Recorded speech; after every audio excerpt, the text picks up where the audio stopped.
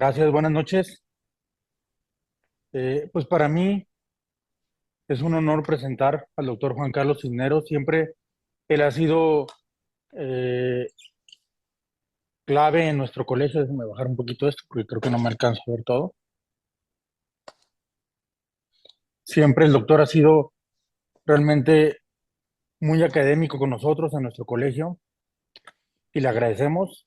Eh, el doctor pues es médico por parte de la Universidad de La Salle, otorrinolaringólogo por parte del Instituto Nacional de Rehabilitación, con un fellow en otología, neurotología y cirugía de base del cráneo lateral en Sao Paulo, Brasil, doctor en ciencias de la Universidad, doctor en ciencias de la salud por la Universidad de Sao Paulo, adscrito al servicio de audición y equilibrio del Instituto Nacional de Rehabilitación del 2012 al 2022 y profesor titular y fundador en la misma sede del curso de alta especialidad en otología y neurotología por la UNAM.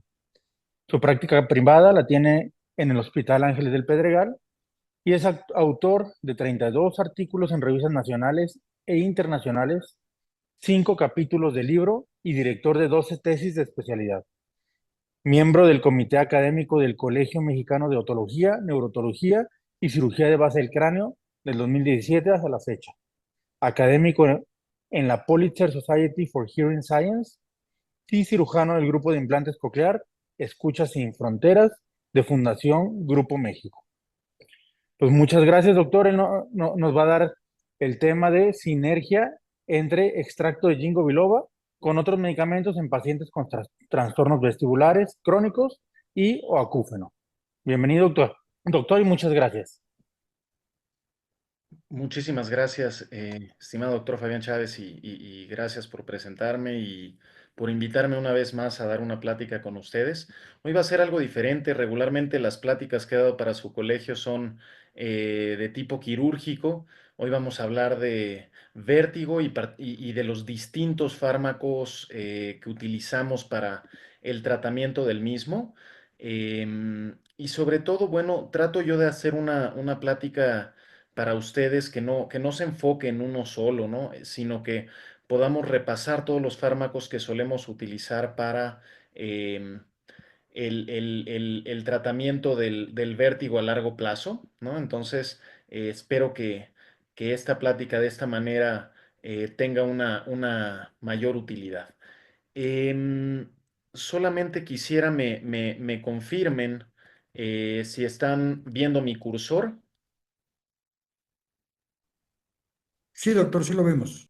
Perfecto, muchas gracias, Fer. Ok, entonces el tema de esta plática es sinergia entre el EGB 761 con otros medicamentos con trastornos vestibulares, en pacientes con trastornos vestibulares crónicos y acúfeno.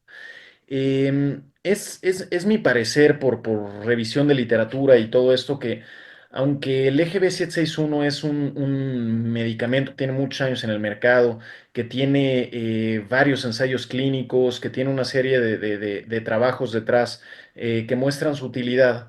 Mi experiencia, y es lo que les voy a compartir mayormente hoy, es que trabaja muy bien además en sinergia con otros medicamentos y es lo que he tratado de hacer en una experiencia clínica de los últimos 3 años, que espero correr un par de años más y eventualmente publicar una vez que se vuelva un trabajo con un poquito más de ciencia y menos sesgos, pero hoy lo que les voy a compartir es lo que he venido haciendo a lo largo de los últimos 3 años con este fármaco en combinación con algunos otros. Entonces, eso es a grandes rasgos. Vamos a escribir los fármacos más utilizados para el tratamiento de los trastornos vestibulares crónicos, beneficios, posibles contraindicaciones, revisar guías de manejo actuales también para acúfeno, utilidad de diversos fármacos en su manejo. Ahondaremos evidentemente en los beneficios que pudiera tener el EGB 761 en estos dos padecimientos. Y les presentaré la experiencia personal de 3 años en pacientes con trastornos vestibulares diversos. Son 50 pacientes con acúfeno también atendidos por un año y el beneficio obtenido con EGB 761.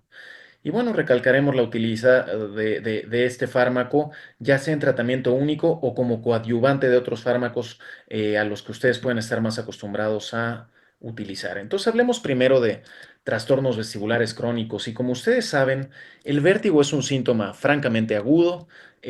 Hablamos de síndrome vestibular agudo, por ejemplo, ya sea que sea referido a una patología central por ejemplo, un evento vascular cerebral de fosa posterior o una hipofunción vestibular unilateral aguda, antes llamada neuronitis vestibular, ¿no? Entonces, el vértigo es un síntoma muy agudo, el VPPV, la etapa aguda de un Meniere, este, lo que ocurre cuando hacemos una valsalva con un síndrome de tercera ventana, o sea, la sensación vertiginosa es un fenómeno agudo, en tanto que el mareo, em, la inestabilidad y el desequilibrio, que recuerden pues estas imágenes que les pongo aquí, la inestabilidad más un síntoma estático, por eso les pongo un yenga, ¿no? Estos pacientes que dicen, es que cada que me paro siento que me voy a caer, por ejemplo, mientras que el desequilibrio es más bien estos pacientes que tienen la teropulsión y te dicen, cada que camino siento que me voy de lado.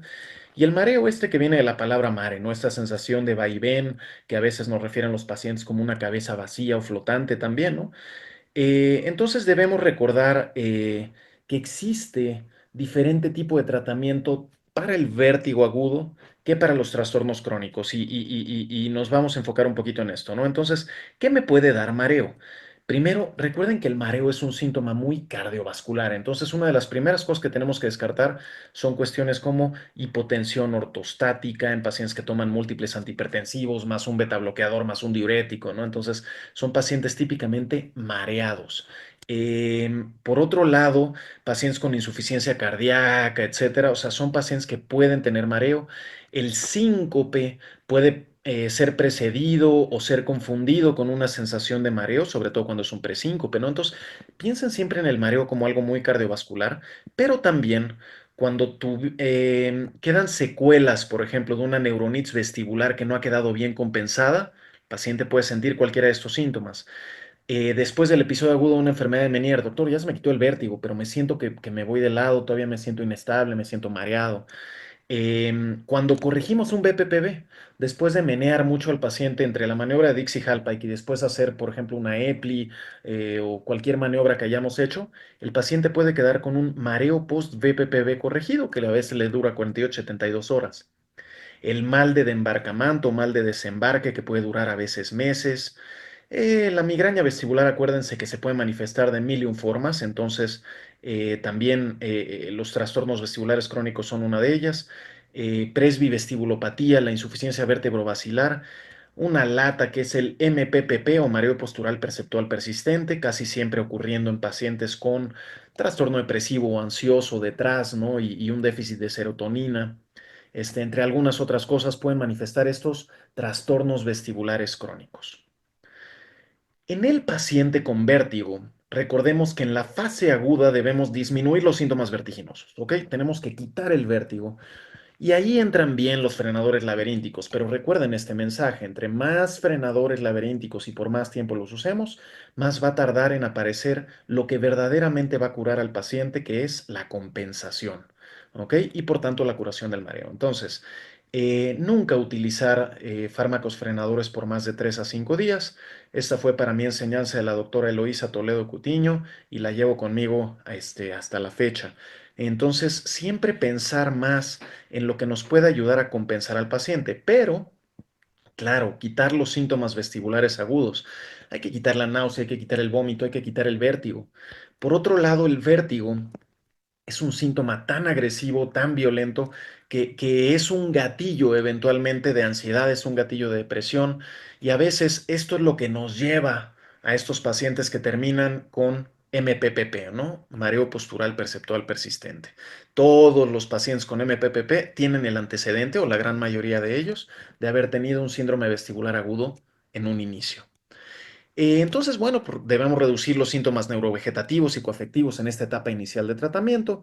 Sabemos que cosas como difenidol, dimenhidrinato, difenidramina, hidroxicina, etcétera, o sea, diferentes antivertiginosos de acción rápida nos pueden ayudar, las mismas benzodiazepinas, ¿no? En la fase crónica queremos restaurar la función vestibular a largo plazo y favorecer compensación. Y bueno, recordemos que hay otros vértigos que pueden llevar no solo manejo médico, sino quirúrgico o inclusive la rehabilitación que va a ser base para un gran número de pacientes. ¿Qué hay en nuestro arsenal? Bueno, tenemos antihistamínicos como la difenidramina, el dimenhidrinato, la hidroxicina, que está muy de moda porque además tiene un cierto efecto sedante, ¿no? Entonces a veces nos ayuda también, la dan mucho ahora para tratamiento de insomnio como inductor de sueño. Otros medicamentos que actúan en receptores H3 particularmente, pues ahí está la betahistina y el difenidol, ¿no? Difenidol probablemente uno de los mejores frenadores laberínticos para etapa aguda que todos utilizamos, ¿no? En diferentes presentaciones, funciona excelente y suele ser suficiente. Cuando no es suficiente, consideren una benzodiazepina, como puede ser el diazepam.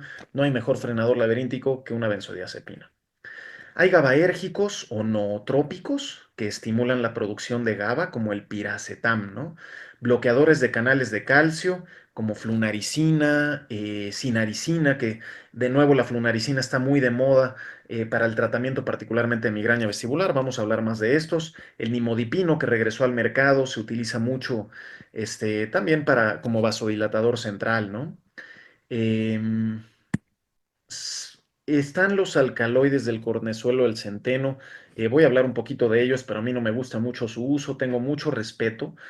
Era yo interno cuando la primera publicación que hice cuando era interno en el Centro Médico ABC fue sobre el tratamiento con amputación de miembro inferior de un paciente que tuvo un vasoespasmo, perdió la pierna después de estar tomando ergotamínicos. Entonces creo que desde entonces yo me quedé un poquito sensibilizado al uso de los alcaloides del ergot en diferentes cuestiones, ¿no? Se utilizan como antimigrañosos, etcétera, pero realmente yo les tengo mucho respeto, tal vez por eso, ¿no? Pero tal vez yo estoy sesgado por ese primer evento que vi. Entran los hemorreológicos como el EGB761, la pentoxifilina y la lomifilina. También el EGB761 tiene un efecto antiagregante plaquetario. ¿Por qué pongo aquí los diuréticos? Bueno, porque los utilizamos para el tratamiento de un vértigo muy común, que es la enfermedad de Meniere. Benzodiazepinas, insisto, no hay mejor frenador diaberíntico que un buen diazepam. Y también tenemos antioxidantes donde entra el mismo EGB761. Bien. Ahora bien, ¿qué buscamos a largo plazo una vez que pasa la etapa aguda? Bueno, buscamos rehabilitar al paciente y favorecer compensación. Y hay fármacos que apoyan en este proceso. ¿Cuáles son los procesos de compensación? Pues lo primero que buscamos es el reequilibrio tónico de la actividad neural. Imaginen el sistema vestibular como una balanza, ¿no? Y cuando tenemos pérdida de función en uno de los lados, hablando por ejemplo del laberinto o de los núcleos vestibulares de un solo lado, pues tenemos que favorecer que el otro lado vuelve a equilibrar esa balanza. Por otro lado, entran dos mecanismos que trabajan juntos, que son la plasticidad adaptativa del sistema nervioso central para control del equilibrio y sustitución sensorial. ¿Qué quiere decir esto? Bueno, pues todos probablemente alguna vez en su vida han hecho esto, pero si alguna vez se pusieron una muy buena borrachera, aunque yo sé que en Guadalajara nadie bebe, pues probablemente tuvieron que bajar la pierna un poquito, agarrarse un poco del buró de la cama y lo que bien llamamos hacer tierra, ¿no? ¿Esto qué es? Es aumentar la información propioceptiva, ¿no? De la misma manera, cuando estaban con la luz prendida no se sentían tan mal, pero al apagar la luz y irse a tratar de dormir, todo empieza a girar, ¿no? Entonces, lo que buscamos hacer aumentando información visual e información propioceptiva es favorecer mediante sustitución sensorial el uso de los otros dos sistemas de control de equilibrio cuando el sistema vestibular no anda bien o está desequilibrado. Y esto a largo plazo nos va a ayudar mucho. Y por otro lado hay otro mecanismo que es la habituación, ¿no? Habituación, todos la han trabajado, seguramente cada uno de ustedes ha mandado alguna vez ejercicios de Brandt y Darofa a un paciente con un BPPB recurrente. Y eventualmente, pues el paciente va sintiendo menos intenso este BPPB conforme va haciendo 2 o 3 semanas ejercicios de habituación, ¿no? Son cosas que tenemos que ir trabajando. Pero hay diferentes artículos que han mostrado la utilidad de ciertos fármacos como sinaricina, como betaistina, como piracetam y el mismo EGB761 en procesos de compensación a largo plazo y que por eso se utilizan por periodos de 6, 12, 18 semanas, 6 meses en diferentes trabajos, ¿no? ¿Cuáles son estos fármacos que tienen artículos donde se recomienda su uso de forma común a largo plazo con buenos ensayos clínicos y en la misma indicación farmacéutica que uno puede ver en la IPA dictaminada por COFEPRIS? Pues bueno, está betaistina, piracetam, sinaricina y flunaricina. Está la combinación de sinaricina con dimenhidrinato, dihidroergocristina con lomifilina, nisergolina y el EGB761. Entonces, bueno, viene algo interesante para ustedes. Vamos a hablar de cada uno de estos, de sus ventajas, de sus indicaciones. Entonces, betahistina. ¿Cuáles son el mecanismo de acción y beneficios de la betahistina? Bueno, es un medicamento que afecta el sistema histaminérgico. ¿Qué carambas tiene que ver la histamina si esto no es gripa? Recuerden que la histamina es uno de los principales neurotransmisores del sistema vestibular, principalmente actuando entre los núcleos vestibulares medial y lateral. Es un agonista parcial de receptores H1 y antagonista de receptores H3. Y básicamente lo que hace la beta-histina es aumentar la liberación y la recaptura de histamina, bloqueando receptores H3 presinápticos e induciendo retroalimentación negativa de los mismos. Se ha visto que esto contribuye, el uso de beta-histina contribuye a la compensación funcional de déficit posturales, tanto estáticos como dinámicos. Repito, se expresa en gran medida la histamina en núcleo vestibular medial y en seres humanos tratados con betahistina, hay un artículo que mostró cómo cuando era una cirugía relativamente frecuente la neurosis vestibular, hablando con algunos italianos hace poco, pues, sigue siendo muy frecuente en algunos centros, la neurectomía vestibular. Se ha visto cómo al darles betahistina los pacientes llegan a una recuperación más rápida y una compensación más rápida, que se acorta por meses de diferencia frente a placebo. Beneficios: incrementa el flujo sanguíneo en la cóclea y tejido cerebral. Aumenta, de hecho, particularmente el flujo de la estría vascular. Tiene un efecto inhibitorio que es dependiente de dosis a nivel de núcleos vestibulares laterales y mediales. Y por eso es que lo usamos para disminuir los episodios de enfermedad de Meniere. Ahora, todos ustedes ubican al doctor Michael Stroop y saben cómo son sus trabajos. Entonces, el doctor Stroop comenzó haciendo trabajos acerca de dosis de betahistina que rodeaban los em, 96 miligramos, ¿no? Y en su momento fue lo que él consideró como dosis altas. Y bueno, mostraban una diferencia con el uso de 3 meses de esa dosis de betahistina frente a placebo en la reducción del número de episodios de vértigo en los pacientes con Meniere, nunca llegando a una supresión. Conforme él fue usando dosis cada vez más altas, llegó a utilizar dosis de 340 miligramos y superiores, ¿ok? En los pacientes, y realmente mediante curvas de diferencia de Kaplan-Meier, él mostró que los pacientes tenían un beneficio súper significativo con el uso de betahistina en estas dosis de caballo, ¿ok? Es muy difícil en algo que no sea un ensayo clínico llevar al paciente a dosis de más de 340 miligramos al día. ¿Ok? Y bueno, ¿por qué se requieren dosis tan altas? La verdad es que la betahistina es un fármaco que por diseño está mal hecho, porque realmente lo que le pasa es que cuando lo tomamos por vía oral, se absorbe muy rápido por el tracto gastrointestinal, pero pasa directo al hígado y el 90% de la betahistina se metaboliza en ácido 2-piridilacético o 2-PAA por la monoaminoxidasa hepática y se tira por orina. Entonces, realmente lo que llega al sistema nervioso central y a los núcleos vestibulares es aproximadamente el 7% de la betahistina tomada. De esos 340 miligramos, probablemente va a estar llegando algo así como 25-30 miligramos. El 2-PA no tiene ningún efecto farmacológico. Se ha recuperado hasta el 85% de 2-PA en orina en dosis altas de betahistina. ¿Y qué sí podemos hacer para que no se produzca tanto? Pues podemos bloquear la MAO, ¿no? La monoaminoxidasa. ¿Con qué? Con selegilina, ¿no? Un IMAO de uso común. Pero siempre que utilicemos inhibidores de la monoaminoxidasa, debemos estarle pidiendo al paciente pruebas de función hepática. ¿Ok? Entonces recuerden cada par de meses pedirle al paciente unas pruebas de función hepática. Y equivale más o menos tener al paciente con, vamos a decir, betahistina 24, 24, 24 y una selegilina a estar con dosis más o menos de 300 y tantos, ¿ok? Entonces, funciona de esa manera, sí, pero hay pacientes que no responden bonito a los inhibidores de monoaminoxidasa. Em, el piracetam. Piracetam es un derivado del GABA, ¿ok? Es un derivado de GABA. Tiene mínimo metabolismo, a diferencia de la betahistina. Realmente su vida media plasmática es de unas 5 horas, pero en ancianos y pacientes con daño renal se incrementa mucho. Entonces, siempre consideren en adultos mayores, adultos que ya vean también una creatinina un poquito elevada, ajustar la dosis. Regularmente el piracetam se toma 3 veces al día, pueden ajustar la dosis a 2 veces al día o 1 vez al día. Pasa derechito la barrera hematoencefálica, se concentra en todo el cerebro y lo que hace realmente es restaurar la estructura de la membrana celular de las neuronas y de sus dendritas. Esto mejora las funciones neuronales y dendríticas y se ha visto que también tiene efecto directo en los núcleos vestibulares y oculomotores. Por eso, pues una utilidad importante que tienes en el manejo de demencias también, ¿no? Al menos a un grado leve. A nivel neuronal, mejora la neurotransmisión, protege y restaura habilidades cognitivas, mejora procesos cognitivos como aprendizaje, memoria y atención, y aparentemente no tiene efectos psicoestimulantes, o al menos eso dice la farmacéutica, pero ahorita vamos a ver sus efectos adversos. A nivel vascular, también recuerden que el piracetam tiene un efecto hemorreológico. Afecta las plaquetas, realmente reduciendo niveles plasmáticos de fibrinógeno y de factor de von Willebrand. Entonces, no altera la cuenta plaquetaria, pero sí prolonga los tiempos de coagulación. Consideren esta situación si van a tener un paciente que toma piracetam y va a ser intervenido.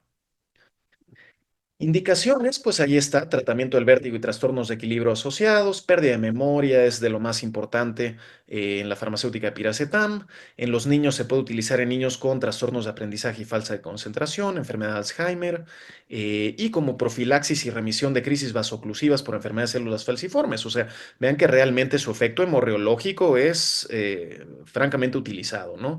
Entonces consideren este efecto sobre las plaquetas. Efectos adversos, bueno, que dicen que no es psicoestimulante, genera hiperquinesia. En algunos pacientes nerviosismo y aumento de peso. Y en pacientes con trastornos de hemostasia o hemorragia reciente o que vayan a ser intervenidos hay que tener cuidado, pero en pacientes con mioclonía tampoco los podemos suspender abruptamente el piracetam, pues puede generar ataque mioclónico generalizado. Y en los adultos mayores, repito, ajusten la dosis. Flunaricina y sinaricina, hablaremos un poquito de cada uno. Flunaricina, particularmente indicado en migraña vestibular, ¿ok? Y en trastornos migrañosos. Hay estudios que muestran que flunaricina es tan efectiva para el tratamiento de migraña a largo plazo como pueden ser el propranolol, la mitriptilina y el topiramato. Entonces, realmente es de utilidad. Otra indicación importante, hay trabajos acerca de flunaricina en cinetosis. Y bueno, ¿qué tiene que ver la cinetosis? Recuerden que la mayoría de estos pacientes que tienen cinetosis, casi siempre chavitos, que son los que no pueden ir sentados atrás en el carro porque vomitan, que en las carreteras se marean siempre y tienen que ir parando en la carretera porque el chaparrito vomita, etcétera, o que a veces se marean inclusive en ambientes móviles muy bruscos como el cine, el supermercado, etcétera. Bueno, esos chavitos van a ser migrañosos. Al menos el 60% de los pacientes que en edad pediátrica tenían cinetosis van a mostrar datos de migraña en edad adolescente o adulta. Entonces, bueno, pues ahí esa relación y la flunaricina es útil en el tratamiento de esa cinetosis que puede estar en el marco de una migraña futura. Efectos adversos, somnolencia, sequedad de boca y particularmente consideren que tanto la flunaricina como la sinaricina nacieron como antihipertensivos vasodilatadores, son calcioantagonistas, ¿no? Entonces, si tienen a un paciente que ya de por sí está tomando antihipertensivos o un betabloqueador o algunas otras cosas, consideren el no usar estos fármacos porque pueden bajar de más la presión en el paciente. Sugerencia, utilícenlos por la noche, de esa manera si el paciente se hipotensa un poco y se siente desguanzado, no se va a dar cuenta porque va a estar dormido. ¿Ok? Sinaricina, pues estas son sus indicaciones ahora, trastornos cerebrovasculares, vean cómo está aquí, aparece acúfeno, secuelas de traumatismo craneoencefálico, la misma migraña, em, tratamiento de espasmos vasculares, en trastornos de circulación periférica, bueno, para úlceras tróficas, extremidades frías, particularmente les gusta mucho a los reumatólogos tratar enfermedades Raynaud con sinaricina y acrocianosis, ¿no? Trastornos del equilibrio, una indicación importante, prevención y tratamiento de sostén de síntomas vestibulares, también hablando de cinetosis, mal de desembarque, y recuerden que la sinaricina tiene un discreto efecto antihistamínico, entonces es importante tener eso en consideración en pacientes asmáticos, por ejemplo, ¿no?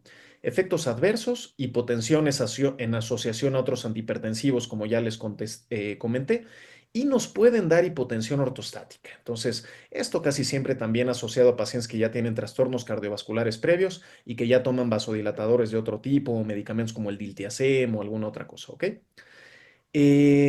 Precauciones, lo mismo que comentamos, potencia el efecto de otros antihipertensivos y la sinaricina no requiere ajuste de dosis por edad, ¿no? En general, algo que sí es importante con sinaricina es que cae pesado en la pancita, entonces tomarlo con alimentos es importante si lo van a utilizar a largo plazo. Hablemos ahora de nisergolina. La nisergolina es un derivado del ergot, ¿no? Es un ergotamínico con actividad bloqueadora adrenérgica alfa 1. Esto mejora funciones colinérgicas a nivel central. ¿En quién se indica? En pacientes con insuficiencia cerebral crónica, demencia senil, Alzheimer, para trastornos de memoria, la indicación de trastornos auditivos como vértigo y acúfeno, problemas intelectuales, problemas como irritabilidad, apatía y algunos trastornos orgánicos como prevención y tratamiento de isquemia cerebral transitoria, embolia, trombosis cerebral, etc. Entonces es un medicamento que realmente tiene un efecto importante a ese nivel. Pero como efectos adversos, muchos, ¿no? Desde agitación, confusión, insomnio, somnolencia, mareo, cefalea, hipotensión, etcétera, ¿no? Ahora, de manera importante, consideren los síntomas de ergotismo cuando un paciente está sobredosificado con cualquier alcaloide del ergot: náusea, vómito, diarrea, dolor abdominal y vasoconstricción periférica, que es la que realmente es peligrosa, ¿ok? Entonces, bueno, tener un poquito de respeto. Dihidroergocristina con lomifilina. Entonces, bueno, tengo este otro que es la dihidroergocristina, que es un antivertiginoso, ¿no? También con efecto ergotamínico, y la lomifilina, que básicamente es un vasodilatador. Entonces, lo que hizo esta farmacéutica fue combinar un vasodilatador aquí para mejorar circulación a nivel central, uno, sí, pero para prevenir también efectos de vasoespasmo que pudieran ser generados por el ergotamínico. Y realmente, bueno, se considera que es bien tolerado este fármaco. Se indican insuficiencia circulatoria cerebral, vértigos, sobre todo como, con origen vascular. Llámese, por ejemplo, insuficiencia vértebro-basilar. Es una indicación para dar este fármaco. Vértigo relacionado a hiperventilación, vértigos postraumáticos o asociados a traumatismo craneoencefálico, ¿no? Como secuela, entre algunas otras cosas, ¿no? Pero probablemente la mayor indicación sería en esta situación que les señalo aquí con el cursor, ¿no? Insuficiencia vértebro-basilar.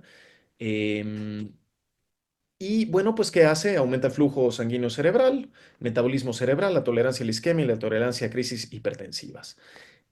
También se utiliza en trastornos por envejecimiento relativos al envejecimiento cocleovestibular. Entonces hay estudios de presbivestibulopatía que han utilizado esta combinación con efectos positivos. Reacciones adversas. A nivel del sistema digestivo: náusea, vómito, epigastralgias, congestión nasal, ras cutáneo, cefalea, rubor facial, hipotensión ortostática, pero estos son efectos en general poco frecuentes. Lo que sí es más común, si se toman ayunas, náuseas. Ahora hablemos un poco de acúfeno, dejemos esos fármacos antivertiginosos y hablemos un poquito de zumbido.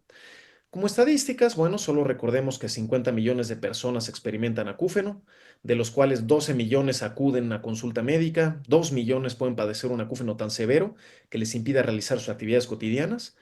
Por suerte, el 85% de los acúfenos van a tener habituación espontánea. Ahora, esto puede demorar algunos años, 4, 5, 6 años, ¿no? Que el paciente te diga: pues sí, doctor, todavía lo tengo, pero pues ahí vive ya conmigo, ya no me molesta. El 15% de los pacientes lo van a percibir como una molestia importante. A esto se refiere, por ejemplo, cuando hacemos un THI, escala de 5 grados, el Tinnitus Handicap Inventory, que está hablado al español y que ustedes lo pueden descargar muy fácil y le toma 5 minutos a un paciente llenárselo en el consultorio, se los recomiendo mucho a todos.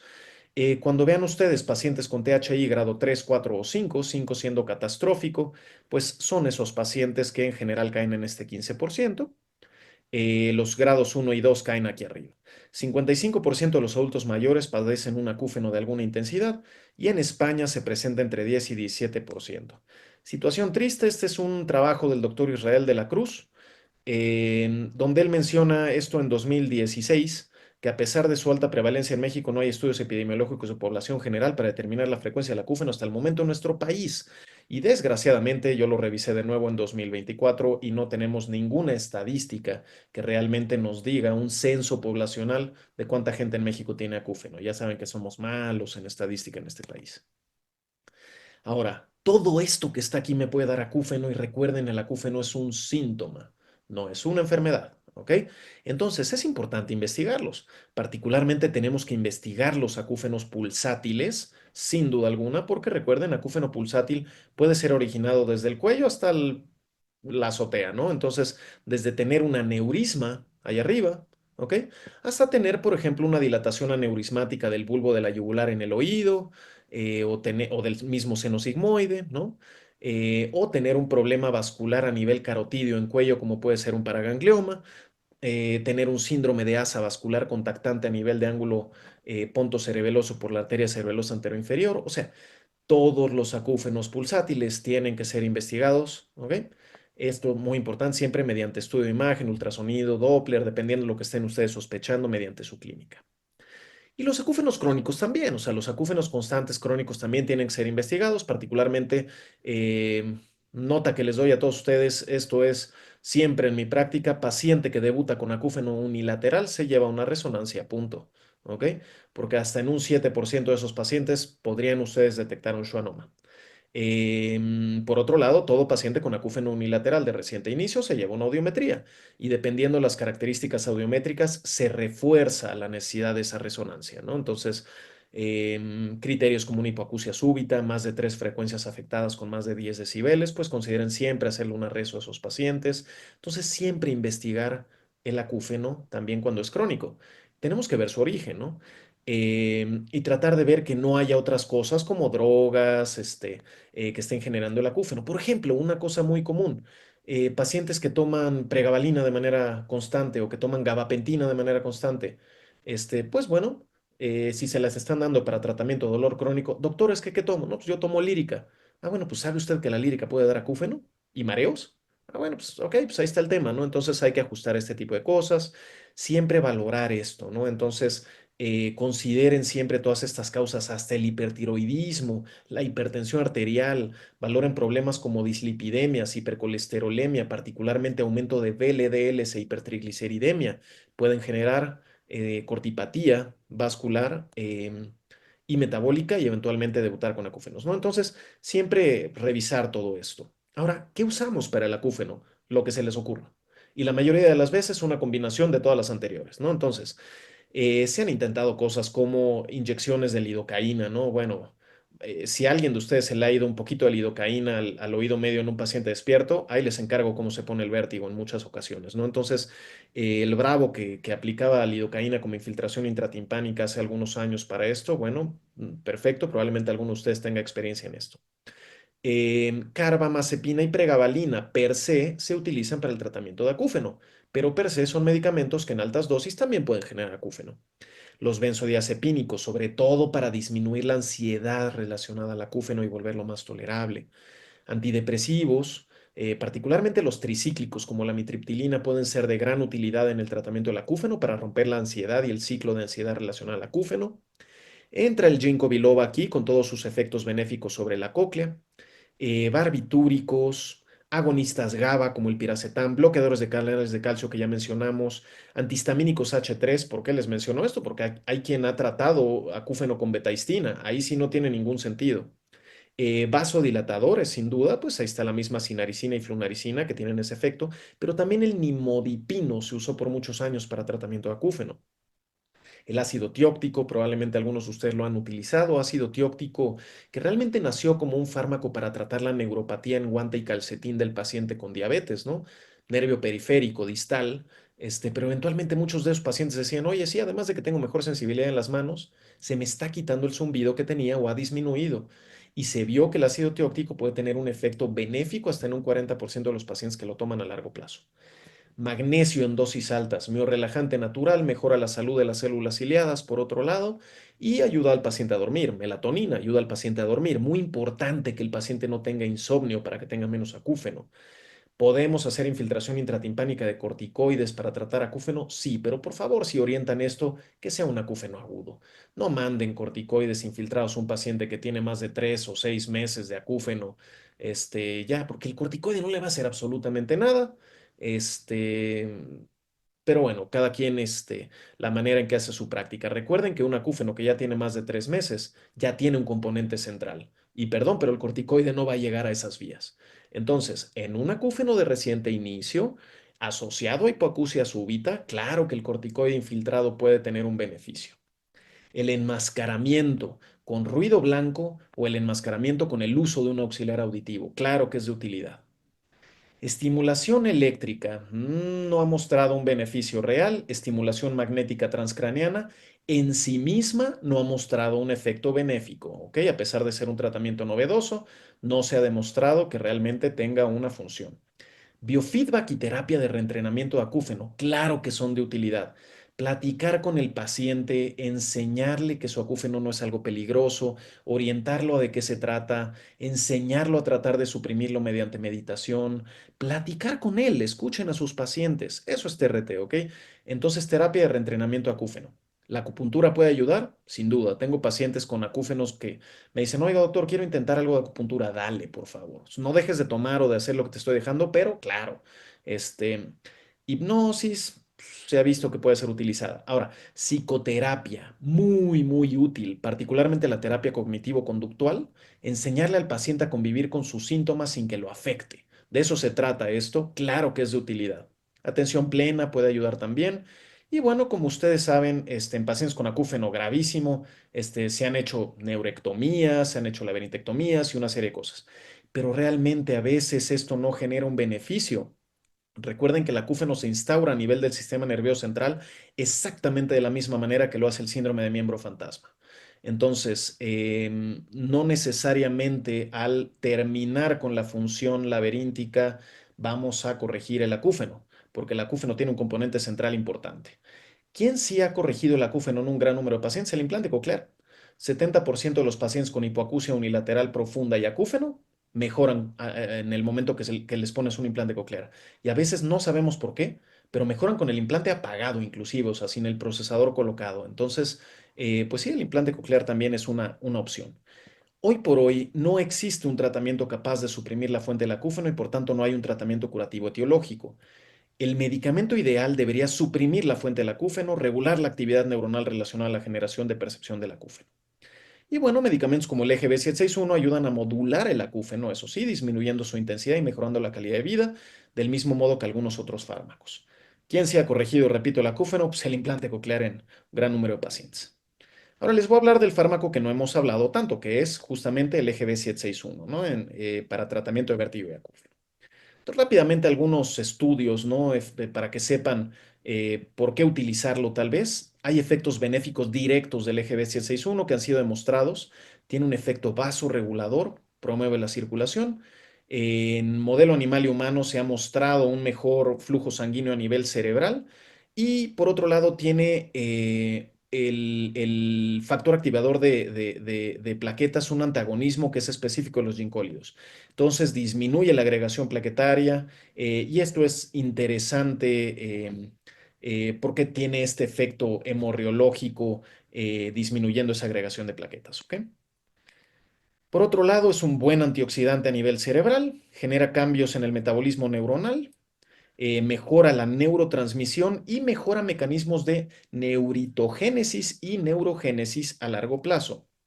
Es un antiinflamatorio particularmente actuando como un bloqueador de TNF-alfa e interleucina 6, es lo que más. Entonces, todos estos mecanismos que les menciono, pues mejoran el vértigo y favorecen la compensación a largo plazo y actúan en el acúfeno al prevenir formación de radicales libres en la cóclea, porque es un antioxidante, aumentar la circulación al oído interno, ¿ok? Con este efecto hemorreológico, mejorando la salud general del aparato vestíbulo coclear a través de sus efectos neuritogénicos y actúa a nivel central protegiendo neuronas de núcleos vestibulares, cocleares y vías auditivas y vestibulares centrales y favoreciendo nuevas conexiones neuronales.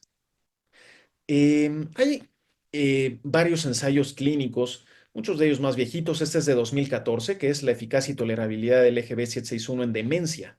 Es una revisión sistemática y metaanálisis que mostró que el EGB761 en dosis de 240 miligramos primero era bien tolerado y disminuía el vértigo en pacientes con demencia, que es un grupo particularmente vulnerable, ¿no? Porque son pacientes de la tercera edad.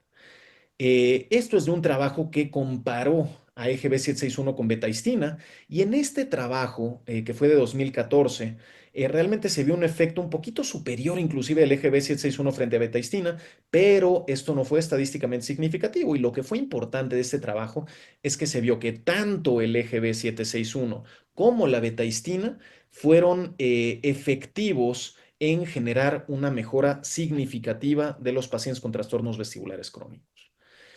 Este trabajo que salió en 2021 sobre el extracto, dos extractos estandarizados de ginkgo biloba que había en el mercado, 16 de 17 estudios evaluaban a EGB 761 y el único estudio que se encontró con otro tipo de extracto no mostró resultados positivos. 9 de 11 estudios que evaluaban su eficacia en acúfeno mostraron un efecto positivo también a favor de EGB 761. Y estos tres trabajos se los pongo aquí porque a mí en particular me parecieron interesantes, aunque son trabajos en modelo animal. Pero vean de qué se tratan. Entonces, este era un trabajo en el que utilizaban cisplatino para inducir daño en ratoncitos. En este otro trabajo se generaba lesión mediante trauma acústico agudo y en ese otro trabajo se utilizaba gentamicina para generar ototoxicidad. Entonces, lo que vieron en los tres trabajos, que fue bien interesante, es que EGB 761 protegió frente a la pérdida de células ciliadas inducida por la exposición a trauma acústico, a cisplatino o a gentamicina. Y bueno, desgraciadamente esto no lo ha traspolado a humanos, pero sería interesante ver si, por ejemplo, un paciente que sabes que va a recibir cisplatino porque tiene un carcinoma epidermoide, pues si le empiezas a dar tal vez tratamiento con EGB-761 antes o durante la quimioterapia, pues tenga un efecto menormente ototóxico. Bueno, podría ser algo de utilidad o si algún paciente requiere recibir gentamicina o algún aminoglucósido porque es a lo que es sensible la bacteria que trae, pues a lo mejor darle EGB-761 podría ser protector contra ototoxicidad. Pero esto, repito, no hay estudios en humanos. Esto, se los presento aunque es viejito porque es de 2011, pero es la revisión sistemática más grande que incluyó a 1,199 pacientes, 1,200 pacientes que fueron tratados con ginkgo biloba para tratamiento de acúfeno. Y se encontraron tres estudios con beneficio franco cuando el acúfeno era el síntoma principal y otros 5 estudios donde mostraban beneficios en el acúfeno en pacientes que tenían deterioro cognitivo y acúfeno como síntoma secundario.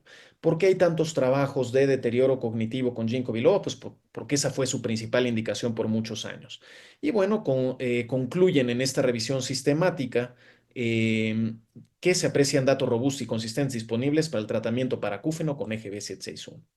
Y bueno, mostraban aquí, por ejemplo, en este trabajo también la línea basal, digamos, en pacientes tratados con placebo, como pues eran dos grupos comparables.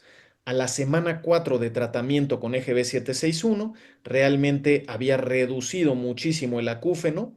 Para la semana 4, para la semana 8 se mantenía el beneficio y para la semana 12 también, ¿no? Entonces, hay un beneficio en el acúfeno utilizando EGB 761 contra placebo. Y por último les muestro esto que es la IPA de Tebonin, OD, que es el de 240 miligramos, una sola dosis al día, dictaminada por Cofepris en 2020, ¿no? Donde muestra que la evidencia actual de ginkgo permite interacción con otros medicamentos sin que exista un evento adverso. Esto es lo que fue interesante para mí, por eso quise ver cómo trabaja con otros junto. La polifarmacia del adulto mayor no limita el uso de GB761. Consideraciones de contraindicación en pacientes con EBC hemorrágico, hemorragia de tubo digestivo uterina, infarto agudo del miocardio. Esto por su efecto hemorreológico y ciertamente antiagregante plaquetario débil. Y aunque por sus propiedades hemorreológicas pueden tenerse consideraciones en pacientes que usan otros antiagregantes como aspirina o clopidogrel o hemorreológicos como la pentoxifilina, no hay datos suficientes que contraindiquen su uso conjunto. Y bueno, lo que puede ser más interesante para ustedes también de esta plática es esta experiencia clínica que les voy a mostrar, donde en 3 años empecé a tratar de conjuntar casos en los que empecé a tratarlos de una manera sistemática con estos fármacos y algunas otras cosas, como lo van a ver ahorita, justamente porque mi interés era ver si el EGB 761 tenía una utilidad franca. Y este es el grupo de pacientes que trabajé. Entonces van a ver 42 pacientes con trastornos vestibulares diversos que recibieron EGB 761 por un periodo de al menos 12 semanas.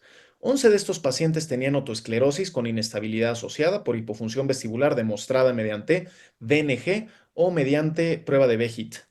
9 tenían presbivestibulopatía, 5 con migraña vestibular, 5 con mareo postural perceptual persistente, 5 con BPPV corregido y mareo residual, 4 con cinetosis y 3 con mal de desembarque. Debido a la diferencia de los tipos de vértigo, los agrupé también un poquito diferente, como lo van a ver ahorita. Tenía yo 8 pacientes con enfermedad de Meniere, 2 con síndrome de asa vascular contactante y 1 con dehiscencia canal semicircular superior, que excluí de este estudio porque son patologías que tienen un tratamiento diferente. Utilizan diuréticos para el Meniere, se utiliza betaicina de manera franca, infiltraciones con corticoides, o sea, cosas que no utilizo en los pacientes con franco trastorno vestibular crónico que pueden tener un beneficio simplemente farmacéutico. Muchos de esos pacientes, de hecho, los acabé operando, por ejemplo, ¿no? En patología en que se indicara un fármaco de elección como migraña vestibular, el EGB761 lo añadí tras 6 semanas del uso del otro fármaco. Por ejemplo, pues, porque en migraña vestibular quiero utilizar topiramato, o quiero utilizar amitriptilina, quiero utilizar propranolol, o quiero utilizar flunaricina, por ejemplo, ¿no? Pero quise ver cómo les iba a los migrañosos con ese fármaco y a las 6 semanas les agregaba EGB. En patología que no tuviera una indicación base para un fármaco que fuera el estándar de oro, empecé con EGB761 por mes y medio. Si no había respuesta, les asociaba el segundo fármaco y lo mantenía 6 semanas más. Y en caso de respuesta positiva con puro EGB761 en las primeras 6 semanas, lo mantenía solito hasta llevarlo a 3 o 6 meses. Mi análisis por subgrupos. Entonces, vean, 11 pacientes con otoesclerosis que presentaban inestabilidad, mareo, acúfeno también e hipoacusia recibieron de base GB761. 3 pacientes reportaron una franca mejoría en inestabilidad, mareo y acúfeno por una escala subjetiva análoga a las 6 semanas, que fue pues, casi el 30% de la muestra. En 6 pacientes sin respuesta favorable les añadí sinaricina por 6 semanas más y 4 más reportaron una franca mejoría, o sea, llevé el efecto al 66%. 2 pacientes me dijeron estoy igual que cuando solo usaba el EGB y nada de esto me ha servido. En 2 pacientes sin respuesta favorable les añadí piracetam 800 miligramos cada 8 horas por 6 semanas. Los dos reportaron un efecto benéfico. Entonces, cuando añadí piracetam al EGB 761, mis 2 pacientes respondieron, pues que es un 100%. Y 4 de 11 pacientes reportaron mejoría en el acúfeno, que es el 36%, desde las primeras 6 semanas de puro EGB761. En 7 de 11 pacientes, que son el 63%, mejoró el THI a las 12 semanas de uso y 8 de estos pacientes habían ya recibido un fármaco secundario. Voy a hacer un análisis después solo de esos pacientes con acúfeno. 9 pacientes tenían presbivestibulopatía y les di EGB761. 4 pacientes, que son el 44%, me dijeron que tenían franca mejoría en la inestabilidad, mareo y lateropulsión con las primeras 6 semanas de uso. Entonces, una tasa que me acerca al 50% de efecto. En 5 pacientes sin respuesta favorable, 5 que no respondieron, les agregué piracetam en 800 miligramos cada 12 horas. ¿Por qué no cada 8? Porque son adultos mayores con presbi. Entonces ajusté dosis. Se lo dejé así 6 semanas y vean que 3 más me reportaron mejoría. Entonces, ya asociando los dos fármacos, tengo una respuesta en el 77% de los pacientes. La mejoría fue evidente en el Dizziness Handicap Inventory en 5 de 9 pacientes y tuvo una mejoría subjetiva en 2 pacientes más que no me llenaron la escala. En todos los pacientes trabajé rehabilitación de arcos de movimiento, fuerza, valoración por oftalmología para mejorar visión, rehabilitación vestibular. Oye, Juan Carlos, entonces, ¿qué es lo que funcionó? ¿Los fármacos o todo lo demás que hiciste con estos pacientes con presbi? Pues no lo sé. Les estoy presentando experiencia clínica. Este es un trabajo que tiene una serie de sesgos, por ende, porque realmente lo que hice fue una muestra temporal y ver qué era lo que les estaba pasando a esos pacientes. Eventualmente, tal vez ya teniendo una cohorte más grande, puedo empezar a agruparlos diferente y poder eliminar esos sesgos. Pero ahorita lo que me interesa es que vean más o menos cómo los voy trabajando. 5 pacientes, el 77% sugirieron mejoría en memoria tras 3 meses de uso, un efecto secundario benéfico, ¿no? Y en 2 de ellos eran pacientes que también estaban tomando piracetam. Tanto piracetam como EGB son indicados en pacientes que empiezan con trastornos de memoria, ¿no? Entonces, pues claro que esto fue un efecto visible. ¿Qué pasó con los 5 que tenían cosas parecidas más o menos? Mareo postural perceptual persistente, BPPB corregido y mareo post-BPPB. Los 4 que tenían cinetosis y los 3 con mal de desembarque. Estos los junté a todos y fueron 17 pacientes. 6 mostraron mejoría en el DHI con puro EGB761, entonces 35%. Entonces vean que en general el fármaco solito, en los diferentes problemas que les estoy presentando, me da una respuesta ligeramente superior al 30% de los pacientes en 6 semanas. pero bueno, no es inocuo. En 6 les añadí cinaricina 75 miligramos porque está muy indicada la cinaricina para cosas como cinetosis, mal de desembarque, ¿no? Y 4 más de estos 6 me mostraron mejoría en el DHI. Entonces ya llevé esto a 66% de los no respondedores, 58% el total. En 3 pacientes que tenían o cinetosis o mal de desembarque, lo que añadí fue betaistina, 24 miligramos cada 12 horas, una dosis bajita de betaistina por 6 semanas, y el 100% tuvieron mejoría. ¿Y por qué elegí betaistina en ellos? Porque realmente la betaistina ha mostrado en trabajos de mal de desembarque buenos beneficios, lo mismo en pacientes con cinetosis. A 2 pacientes les añadí piracetam cada 8 horas. ¿Por qué? Porque no les quise dar sinaricina porque ya tomaban de por sí 2 antihipertensivos. Uno de estos 2 pacientes tuvo mejoría en 6 semanas, el otro no. Vean entonces ahora la agrupación de todos esos pacientes y qué fue lo que pasó en general. De los 37 pacientes en que empecé solito EGB761, 13 pacientes, 35%, mostraron respuesta adecuada inicial solo con 6 semanas de EGB761. Entonces vean, aquí está más o menos la tasa de respuesta en 6 semanas al fármaco solito. En 24 pacientes añadí un segundo fármaco, ya fuera sinaricina, betaicina o piracetam. 17 de estos 24 pacientes, es decir, el 45%, mostraron una respuesta favorable al añadir un segundo fármaco. ¿Ok? ¿Qué quiere decir esto? Que la combinación de fármacos me fue útil en un 70% de los no respondedores a puro EGB761. El DHI tuvo beneficio en 81% de los pacientes a 3 meses de uso de EGB761 solo o en combinación. Y aunque su efectividad solito a los 6 semanas solo la vi en 35% de los pacientes, sí vi una reducción de 44 a 36 puntos promedio en 6 semanas en los pacientes. Entonces, aunque se mantuvo en escala moderado y moderado, realmente el DHI sí iba mejorando. Y reducción de 36 a 28, que ya lo bajó a leve, al añadir un segundo fármaco por 6 semanas más. Entonces ven aquí el DHI en los 13 pacientes que solo tuvieron EGB761. Aunque ellos me reportaron muchas veces que a 6 semanas no habían tenido esa sensación franca de mejoría, vean cómo el DHI realmente sí mejoró. Y cuando lo mantuve a 2 semanas, mejoró todavía un poco más. Y vean el DHI con EGB761 y un segundo fármaco. Mejoró aún más. Entonces, si comparamos a 12 semanas el tratamiento entre puro EGB761 y EGB761 más un segundo fármaco, el que fuera, realmente la respuesta en DHI fue mejor. ¿Qué pasó con los de migrañosos? Como les repito, a los migrañosos les tenía que iniciar con algo que fuera para migraña. Usé flunaricina solo 6 semanas y luego flunaricina más EGB761 6 semanas más. Esos fueron 2 pacientes. En otros 3 pacientes usé amitriptilina solita 6 semanas y luego amitriptilina más EGB761 en 3 pacientes. Y ven lo que pasó. 4 de 5 pacientes tuvieron un mejor control de inestabilidad y vértigo cuando les agregué el EGB761 frente a solo tomar flunaricina o amitriptilina. En 3 de 5 pacientes se evidenció mejoría en el DHI. Cuando añadí el EGB761 al puro fármaco de mantenimiento antimigrañoso. Se redujo de 58 a 52 puntos tras 6 semanas, cuando solo tenían flunaricina o amitriptilina el DHI. Ahí añado EGB761 y vean que de 58 donde estábamos de inicio nos fuimos a 42 puntos, tras 3 meses de tratamiento conjunto. Y después, cuando los mantuve hasta 6 meses, amitriptilina y flunaricina más EGB761, terminé con un DHI de 38 puntos tras 6 meses de uso de tratamiento conjunto. Entonces, realmente, el efecto en DHI fue bien demostrable.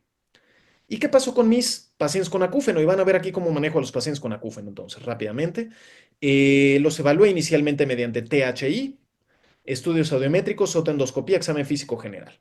En casos determinados, repito, les pedía yo resonancia magnética cuando algo me orientaba que tenía que pedir. Una vez descartadas causas que requerían un manejo específico, llámese un schwannoma o llámese un síndrome de asa vascular que voy a tratar con otro tipo de cosas, pues les daba tinnitus counseling, ¿no? Consejería al paciente, sí me siento con ellos unos 45 minutos, les explico qué, después la audióloga les explica otros 45 minutos también de qué se trata. Terapia con ruido blanco, sonidos agradables para conciliar el sueño, es algo que le dejo a todos mis pacientes con enmascaramiento nocturno. Ejercicio aeróbico para bajar niveles de ansiedad. EGB761, 240 miligramos al día. Magnesio todas las noches. Y les dejo un suplemento que tiene ácido gamamino butírico 5 miligramos día.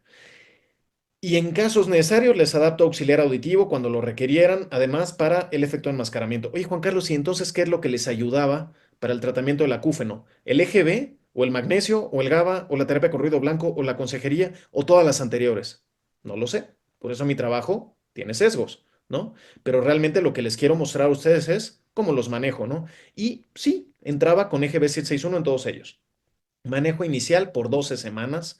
Ese es mi manejo inicial. Siempre cito a los pacientes en 3 meses y les repito el THI. 50 pacientes que evalué mediante THI con acúfeno crónico, 2 eran pacientes que tenían un grado 1 muy bajito, 18 eran grados 2, 20 eran grados 3. Estos son los que más buscan atención, gracias a Dios. Estos son más fáciles de tratar, estos son más difíciles. Tenía yo 6 pacientes con grado 4 y 4 pacientes con un acúfeno catastrófico. Vean aquí por gráficos, esto es interesante, después de 12 semanas, ¿qué fue lo que pasó? De todos mis pacientes que eran los que tenían grado 5, vean cómo se me redujo a 2 pacientes. Muchos pues bajaron a grado 4, por eso están viendo más grados 4, ¿ok? Pero realmente a 12 semanas también ya tenía yo muy poquitos pacientes en grado 4, 2 pacientes nada más en grado 5 y en grado 4. De mi gran número de pacientes con grado 3, que eran 20, terminé nada más con 12 pacientes en grado 3. Casi los otros, estos que estaban aquí y acá, terminaron aquí adentro, ¿ok? De mis pacientes con grado 2, muchos fueron a grado 1 y vean cómo el grueso de mis pacientes terminó estando en grados 12 y unos, con una efectividad de 64%. Evidenciando reducciones de puntaje hasta en el 82% de los pacientes con ese manejo que les presenté. Ahora, ¿qué pasó en los que no me respondieron? Bueno, a los que sí me respondieron los mantuve el mismo manejo hasta 6 meses. Y solo 18, que es el 36% de mis pacientes, no mostraron beneficio alguno en escalas de THI con el manejo inicial de 12 semanas, que era todo esto que ya les enseñé. Y entonces, ¿qué hago? Les agrego sertralina, 50 a 100 miligramos al día. En general, les sugiero que a todo paciente que ustedes detecten con un THI grado 4 o grado 5, desde el inicio, tienen que entrar en un manejo conjunto con psicoterapia o con psiquiatría, o con ambas, que es lo que yo hago de hecho. Mando a los pacientes a terapia cognitivo-conductual y les inicio manejo con sertralina, ya sea yo o yo junto con el psiquiatra. Cuando la sertralina no les está cayendo bien, que es algo con lo que me siento cómodo, en general me apoyo del doctor Luis Alviso, que es un excelente psiquiatra que trabaja CUFA. Manejaba esta segunda etapa por 2 semanas y vean lo que pasó. Entonces, noté una efectividad en 86% de los pacientes en al menos una escala. Vean que realmente en estos pacientes que tenía a muchos en grado 3, muchos bajaron de grados 13 a grados 12 y unos, ¿no? Entonces, realmente esto fue algo bien efectivo. Tras 6 meses de tratamiento, 7 pacientes no reportaron beneficio alguno. La mayoría eran estos pacientes que estaban con acúfenos grados 3, 4 y 5. ¿Ok? Eran 5 pacientes de grado 3, uno de los de grado 4, uno de los de grado 5. Ya en el apoyo con psicología, psiquiatría, ansiolíticos, antidepresivos, entre otras medidas. Los tengo también con acupuntura, musicoterapia. Los mandé aplicación de toxina botulínica, entre otras cosas que pueden ustedes ir trabajando después. 37 pacientes mantenían THIs en grados 2 o 3, pero en general ya me referían el zumbido como tolerable y con beneficio frente al acúfeno previo.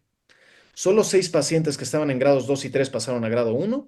Los pacientes optan por mantener magnesio antes de dormir de manera rutinaria y a 6 meses modifiqué el EGB 761 por otro tratamiento para valorar beneficio por 3 meses más.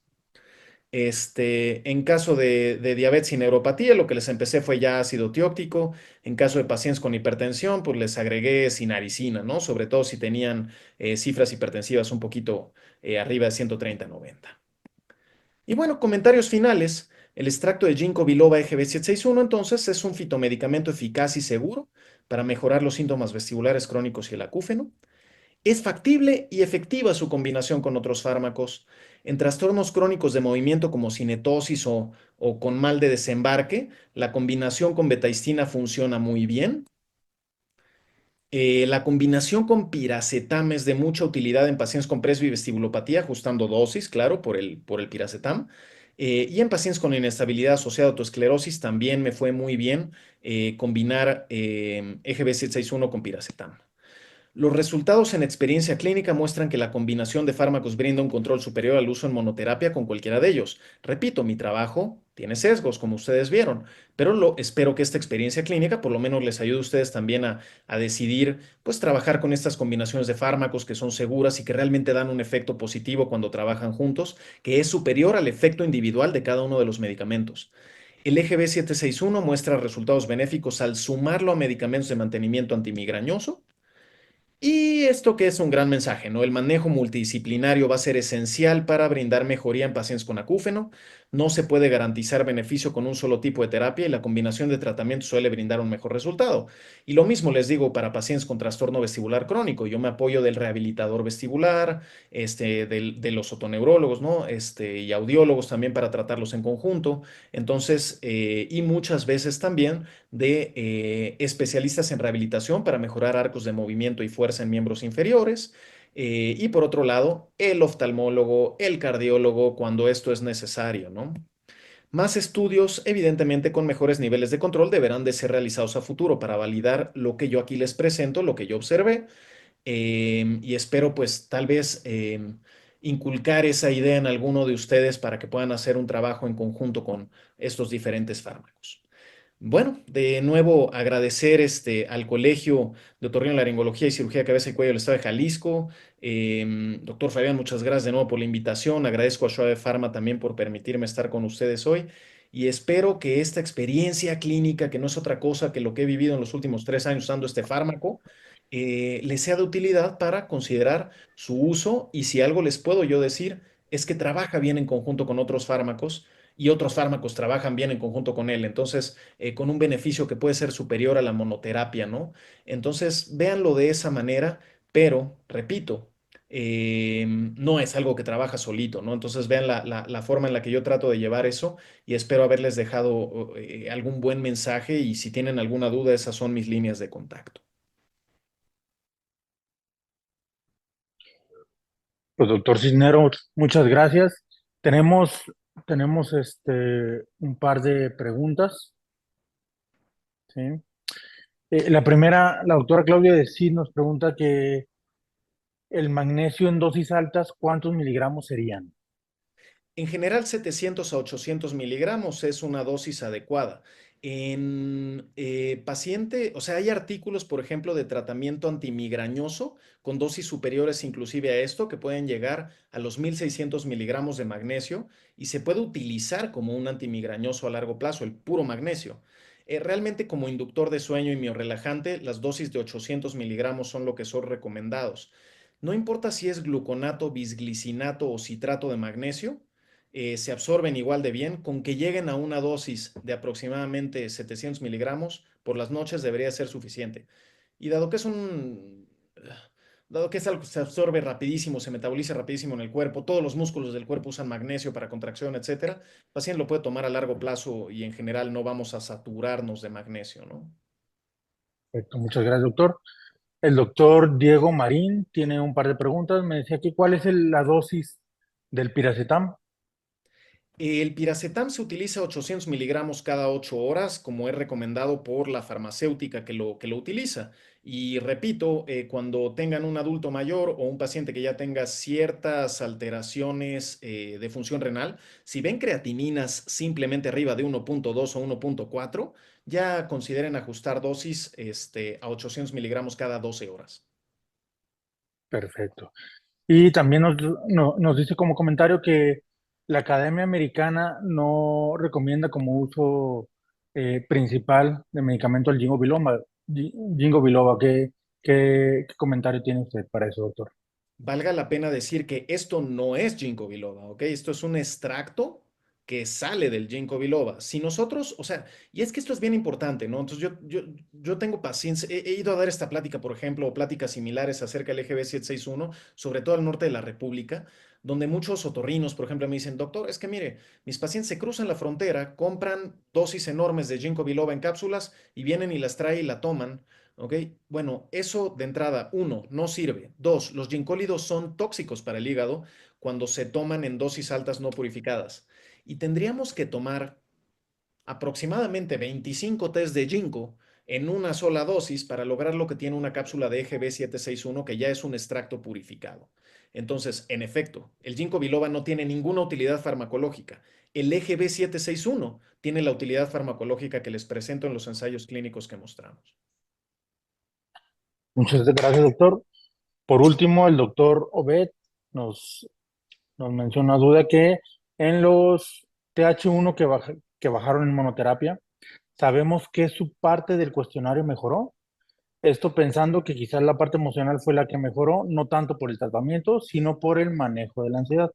Claro, es factible. Por eso este es un estudio que tiene sesgos. En el THI realmente no tenemos una forma de ver esto.